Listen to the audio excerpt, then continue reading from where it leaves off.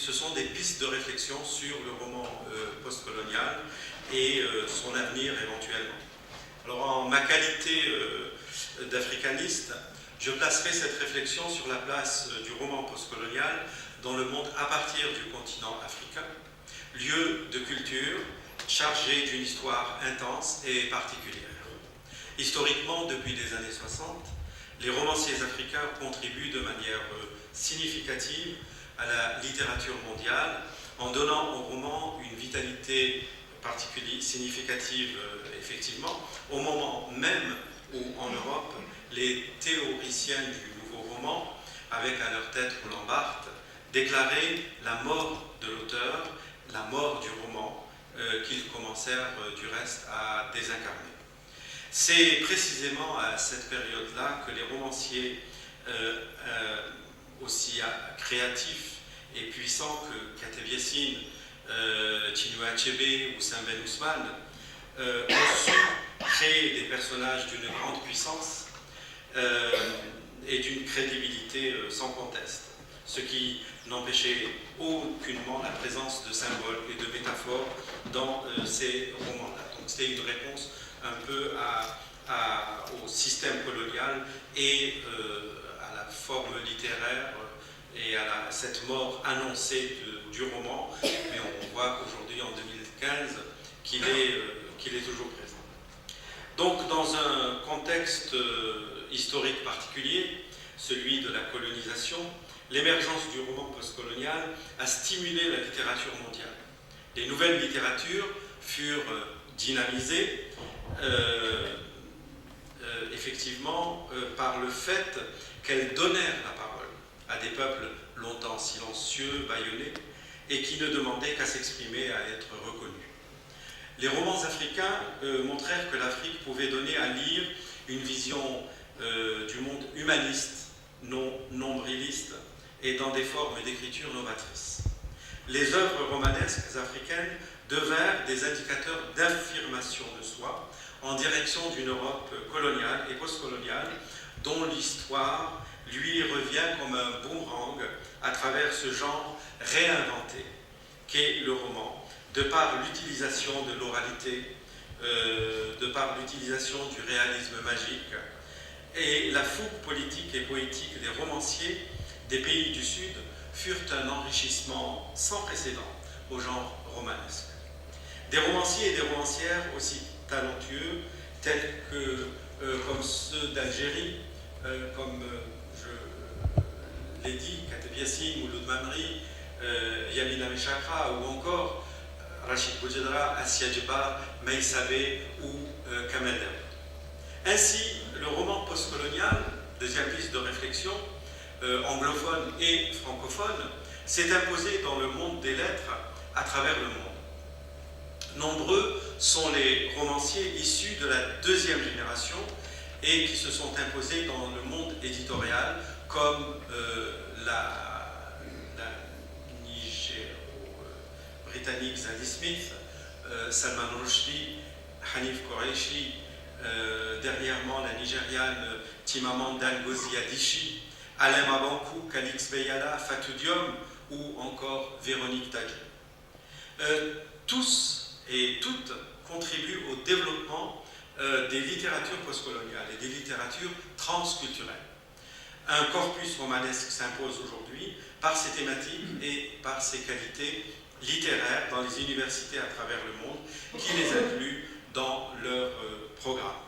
D'ailleurs, cette année, j'ai inclus, depuis l'année dernière, un roman de Meïsabé, Cette fille-là, au niveau d'un séminaire de master que j'assure, et les étudiants sont absolument passionnés par ce roman que l'on compare à une romancière sud-africaine, Zoé Wilcom. Donc pour vous dire que ça dépend évidemment des volontés individuelles, mais ça s'ouvre en tout cas dans les universités françaises. Alors ceci témoigne de l'intérêt qui est porté au roman postcolonial d'Afrique et de la diaspora. Cela démontre que la périphérie est en voie de devenir un centre, enfin, on espère, vu le nombre de publications et le nombre de prix décernés aux écrivains des littératures postcoloniales, transcontinentales et donc transculturelles. Les écrivains des pays postcoloniaux émergents font entendre leur voix, comme le dit si bien Edouard Saïd, qui parle de nouvelles cultures, de nouvelles sociétés, avec ces nouvelles visions sociétales, politiques et esthétiques. Toutes exigent, en effet, comme il le clame, une attention humaniste qui ne peut plus être niée.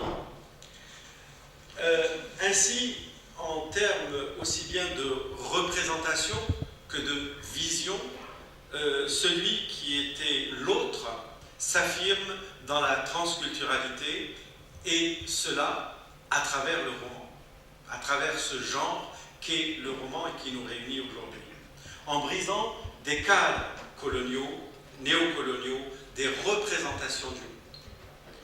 Troisième piste de réflexion, de nombreux ouvrages critiques récents, comme ceux de Eleke Bomer, de Annie Alumba, de Bill Ashcroft, Gareth Griffith et Ellen Tiffin, en éclaircissant les concepts qui permettent d'analyser ces textes de fiction qui relèvent du domaine de la postcolonialité. Leur discours critique postcolonial sur des questions aussi importantes que celles du pouvoir, que celles des langues, et sur le rôle du langage et des mots dans la relation avec l'autre, apporte une autre vision des choses.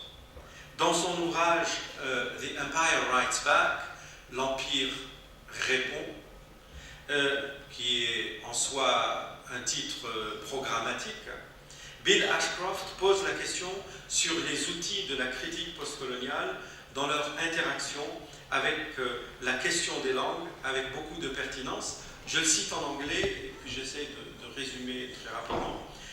To speak of postcolonial discourse in Foucault's and Said's sense is to invoke certain ways of thinking about language, about truth, about power, and about the interrelationships between all three. Truth is what counts as true within the system of rules for a particular discourse. Power is that which annexes, determines, and verifies truth. Truth is never outside power or deprived of power. The production of truth is a function of power, and as Foucault says, we cannot exercise power except through the production of truth. The discourse of the postcolonial is therefore grounded on a struggle of power, for power. That power in the language, because it provides the terms in which truth itself is constituted.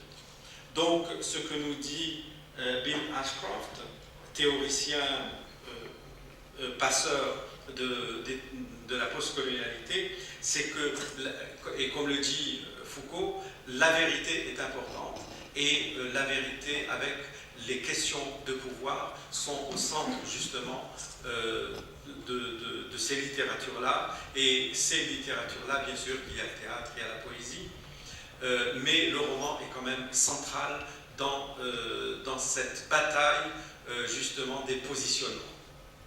Quatrième piste de réflexion, si la question des langues est toujours posée lorsqu'on parle de littératures africaines, dans le sens où la langue est un pouvoir, force est de constater que l'écriture postcoloniale dépasse les frontières de l'Afrique aujourd'hui et s'ouvre au monde. Nombreux